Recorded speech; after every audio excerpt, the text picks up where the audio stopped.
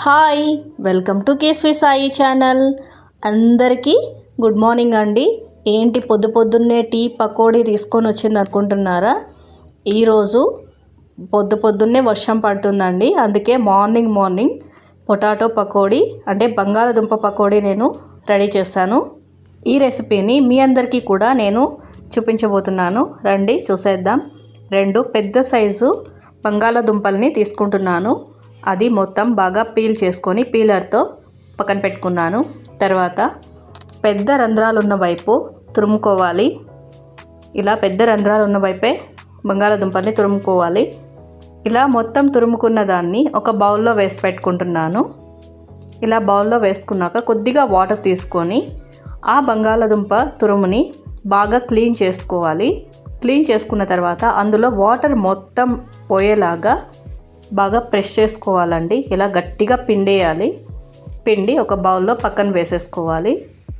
ఇలా మొత్తం ఆలు తురుముని ఇలా క్లీన్ చేసుకొని కొద్దిగా బౌల్లో అనేది వేసేసుకోవాలి.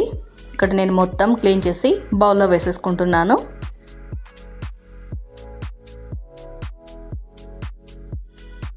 నెక్స్ట్ ఇక్కడ పకోడీ చేసుకోవడానికి కావాల్సిన ఇంగ్రీడియంట్స్ అన్నీ వేసుకున్నాము. నేను 1 స్పూన్ సాల్ట్ అనేది యాడ్ చేసుకున్నాను. నెక్స్ట్ ఇక్కడ పసుపు 1/2 స్పూన్ అనేది యాడ్ చేసుకున్నాను. నెక్స్ట్ 1/2 స్పూన్ గరం మసాలా వేసుకున్నాను. ముందుగా కట్ చేసి పెట్టుకున్న పచ్చిమిర్చిని యాడ్ చేసుకున్నాను. తర్వాత ఫ్రెష్గా ఉన్న కరివేపాకు, లేతగా ఫ్రెష్గా ఉన్న కరివేపాకునైతే నేను ఇక్కడ తీసుకున్నాను. అలాగే సన్నగా కట్ చేసి పెట్టుకున్న కొత్తిమీరని ఇక్కడ యాడ్ చేసుకోవాలి. నెక్స్ట్ ఇక్కడ 2 స్పూన్స్ శనగపిండిని వేసుకోవాలి. ఫస్ట్ 1 స్పూన్ వేసుకున్నాను. నెక్స్ట్ మళ్ళీ ఇంకొక స్పూన్ అనేది యాడ్ చేసుకున్నాను. అలాగే 1 స్పూన్ కార్న్ఫ్లోర్ అనేది తీసుకోవాలి. ఇలా తీసుకున్న మొత్తంని బాగా కలిసిపోయేలా కలుపుకోవాలండి. ఇలా మొత్తం ఇంగ్రీడియంట్స్ అన్నీ కలిసిపోయేలా కలుపుకోవాలి. ఇందులో నేను వాటర్ ఏం యాడ్ చేయలేదు. ఆలులో ఉన్న వాటరే సరిపోతుంది. ఇలా బాల్స్ లాగా వస్తే పకోడీకి రెడీ అయినట్లే. ముందుగా ప్యాన్ పెట్టుకొని అందులో ఆయిల్ని హీట్ చేసుకోవాలి. హీట్ అయిన తర్వాత ఇలా బాల్స్ లాగా చేసుకొని ఒక్కొక్కటిగా ఆయిల్లో దింపుకోవాలి.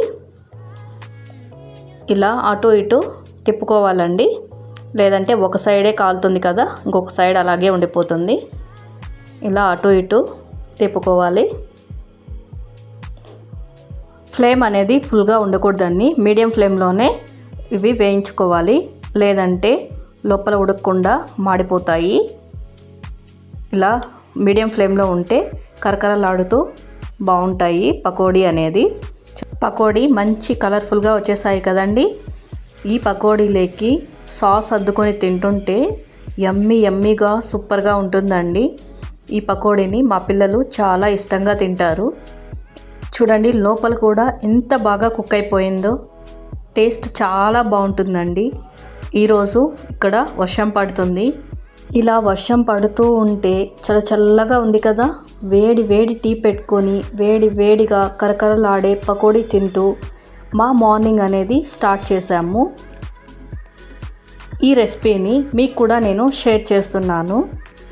ఓకే ఫ్రెండ్స్, టుడే చేసిన ఈ రెసిపీ మీ అందరికీ కనుక నచ్చినట్లయితే ప్లీజ్ లైక్ చేయండి, మీ ఫ్రెండ్స్కి షేర్ చేయండి అండ్ సబ్స్క్రైబ్ చేసుకోండి.